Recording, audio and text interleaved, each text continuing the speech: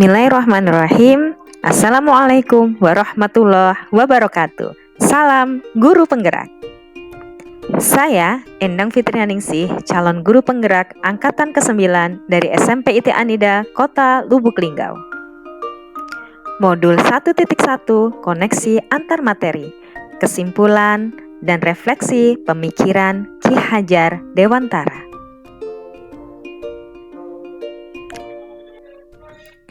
Dasar pemikiran Ki Hajar Dewantara. Pendidikan merupakan pondasi terciptanya peradaban suatu bangsa. Pendidikan pada hakikatnya adalah menuntun supaya anak mampu mencapai keselamatan dan kebahagiaan setinggi-tingginya, baik sebagai manusia maupun sebagai anggota masyarakat.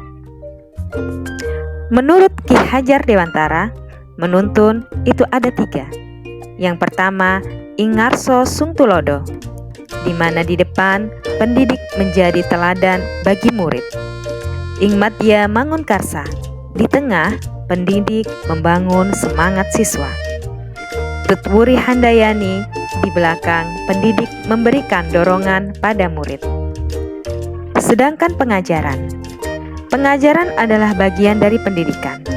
Pengajaran merupakan proses memberikan ilmu untuk kecakapan hidup anak secara lahir dan batin.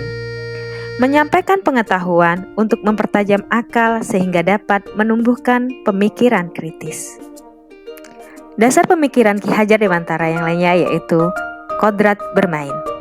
Bermain merupakan salah satu kodrat anak, di mana diharapkan dapat menumbuhkan budi pekerti.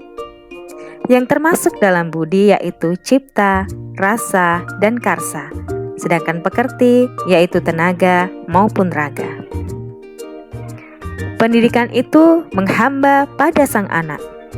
Pendidikan tidak mengikat dan tidak hanya meminta hak seorang pendidik saja. Namun, pendidikan itu mementingkan kebutuhan anak dari segalanya. Anak bukanlah kertas kosong. Anak tidak bisa kita gambar sesuai dengan keinginan kita, karena anak lahir dengan kodratnya.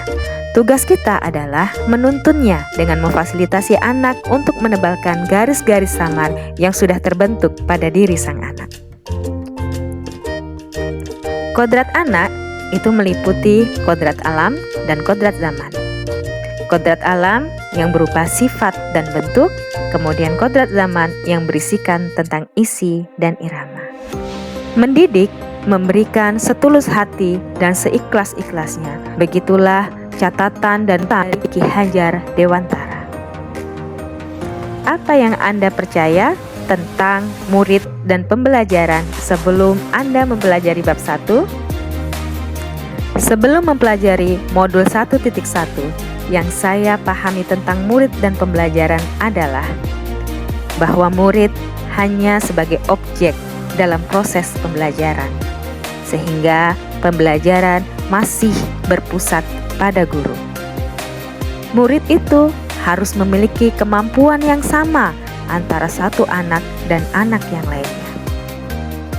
Saya masih memandang bahwa murid yang pintar itu yang memperoleh peringkat secara akademik saja.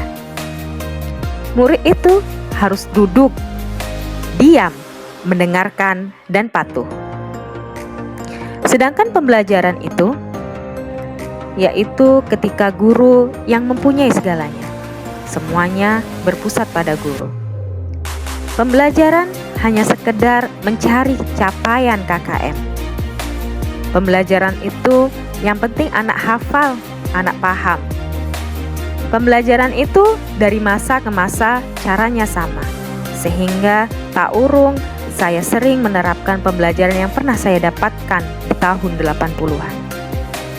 Pembelajaran itu materi dan tak pernah tahu tentang bagaimana karakteristik tentang siswanya. Apa yang berubah dari pemikiran atau perilaku Anda setelah mempelajari modul ini? Setelah mempelajari modul ini, banyak perubahan mindset pada pola pikir saya tentang bagaimana murid dan bagaimana pembelajaran.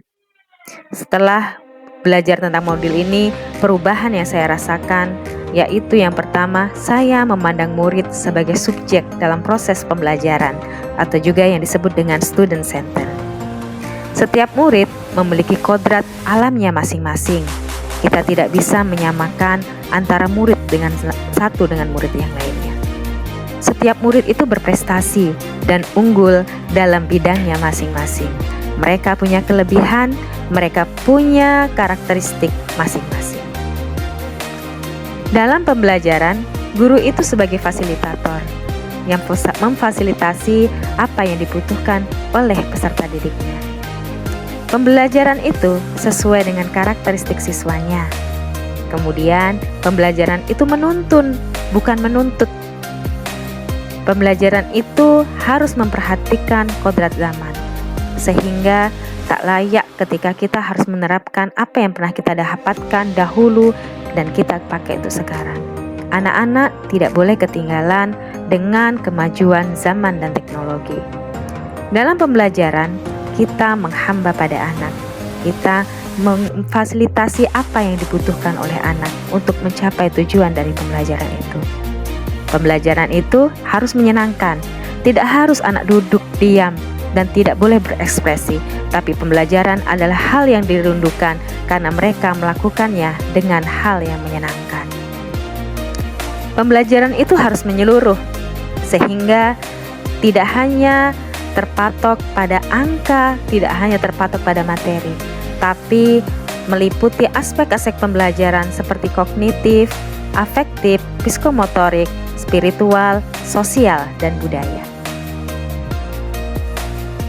Apa yang dapat segera Anda terapkan lebih baik agar kelas Anda mencerminkan pemikiran Ki Hajar Dewantara?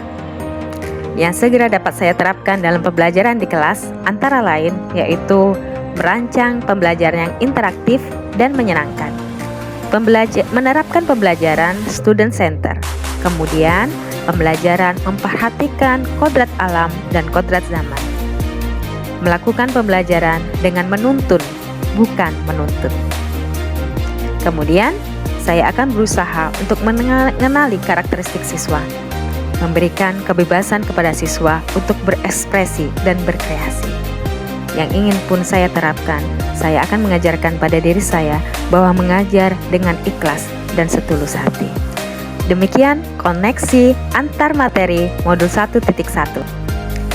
Semoga menginspirasi. Terima kasih.